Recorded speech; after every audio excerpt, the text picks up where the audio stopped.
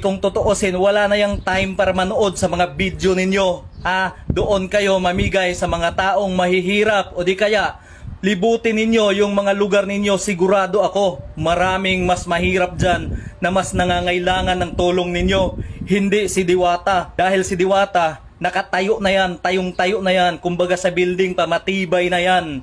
Bakit dyan kayo nagbibigay ng milyones? Alam ko, napakarami ng kababayan ninyo na nangangailangan ng tulong ninyo. Ang daming nagchat-chat sa inyo sa messenger, pero alam ko, dinididman nyo lang dahil wala silang pangalan. Tama ako or tama ako? Dahil ako nga na mababang vlogger lang, maraming nanghihingi ng tulong sa inyo pa kaya nakadalasang nakikita nila sa mga video ninyo na namimigay kayo ng pira.